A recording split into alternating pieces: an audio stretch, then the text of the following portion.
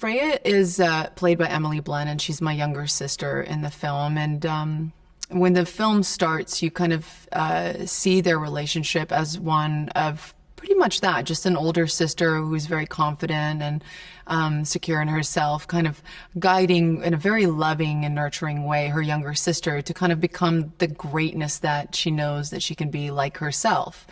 And but it's kind of, it comes from a very loving and warm and sincere place, and to kind of then see that relationship deteriorate because of manipulation in order to get things that Ravenna wants from her that she can't get in a very brutal way. The relationship starts to break down, and it's quite devastating to watch.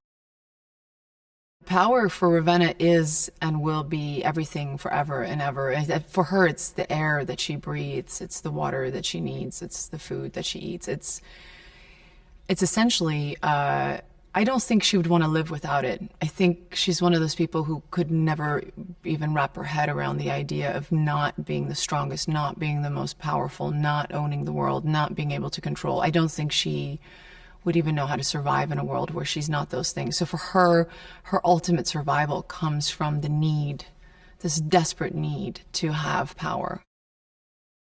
Ravenna's thought on the whole idea of manipulating her sister into how she wanted her to behave ultimately puts Freya in a place where she just kind of fights back and stands up for herself and says no more. And through that, her strength and her power becomes incredibly strong. And they go to war with each other, definitely. To work with two women who, so, on their own individually over their careers have inspired me. Their work has just absolutely, for me, raised the bar in so many ways. To be able to stand on the same working space with them, it just makes you want to be better and work harder. And it's a joy to do it around them. Colleen Atwood is an insanely, stupidly talented costume designer, person, just artist. And I've been so lucky to have done a couple of movies with her now, and kind of feel like I grew up with her in my career.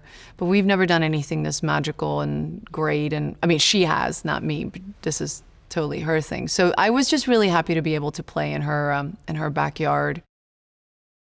I honestly will do anything with Chris. I will make a movie about growing lettuce with Chris. I just think the world of him. I think he's an extraordinary talented actor, and I think he's one of the best. He's a good guy. He's just a good guy, good father, good energy.